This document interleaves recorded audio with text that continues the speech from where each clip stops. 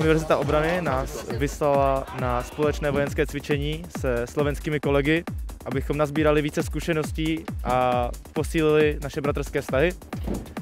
Například dnes jsme cvičili s obrněným prostředkem OT-90, což pro nás jako studenty bylo příjemné překvapení, jelikož se k této technice nedostáváme a u nás v armádě ani není.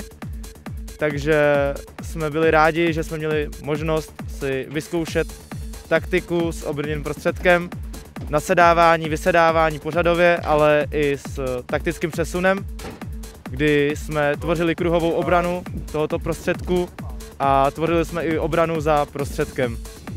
Co se týče toho výcviku, tak si myslím, že slovenští kolegové nám mají co předat a my zase máme co předat jim. Jsem rád, že se navzájem od sebe můžeme učit a můžeme navazovat a budovat vztahy s tím, že sbíráme nové zkušenosti a učíme se o ostatních. Velmi mě potěšila profesionalita, přičemž z tohoto výcviku si odvážím bohaté zkušenosti. Musím velice pochválit kolegialitu a přístup slovenských kolegů, kteří nám určitě předali mnoho cenných informací. Jsem rád, že se stále máme co učit od našich slovenských kolegů. Samozřejmě, abych to třeba porovnal s Českou republikou nebo s výcvikem u nás na univerzitě, tak bych řekl, že se velice podobají. Samozřejmě slovenský prostor je neúprosný, je tady větší zima, ale musím uznat, že Slovensko je krásné a líbí se nám tady.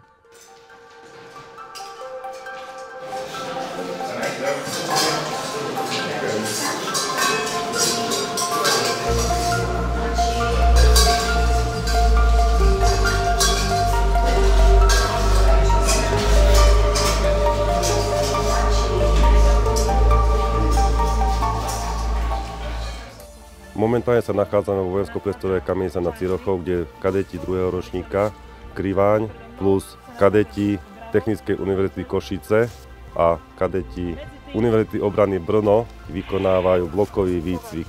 Cieľom blokového výcviku je zdokonaliť sa v danej taktickej príprave, či plánovanie útoku, čo je ofenzívna aktivita armády, alebo pri vytváraní obrany, čo je defenzívna aktivita ozbrojených síl Slovenskej republiky. Najskôr sme si vykonali teda prieskum, kde sme zistili, kde sa konkrétne nepriateľ nachádza. 10, 11 sme jednotky. Následne sme si vytvorili plastický stôl, kde veliteľ ukázal ostatným vojakom, kde sa ten nepriateľ nachádza, celý terén a vlastne celú taktiku, ktorú vymyslel, ako budeme postupovať a ako na neho zaútočíme a zničíme ho. Následne sme sa presunuli na svoje pozície. Boli sme rozdelení do 3 družstiev, Alfa, Bravo a Charlie. Charlie a Bravo mal za úlohu podporiť útok, respektíve podporiť ten údernú skupinu. A my ako Alfa sme mali za úlohu doraziť toho nepriateľa a zničiť ho.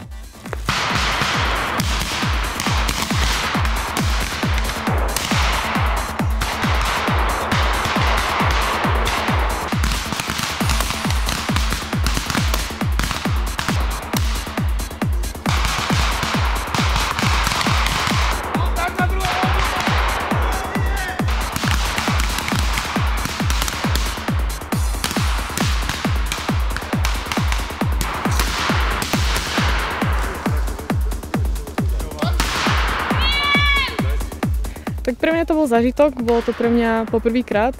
Aj vlastne akademici, čo tu nás sú domáci, tak nás akože výborne zapojili, nám všetko povysvetľovali, čo sa ako má robiť. A bolo to akože vážne super. Užívam si zatiaľ tento výcvik.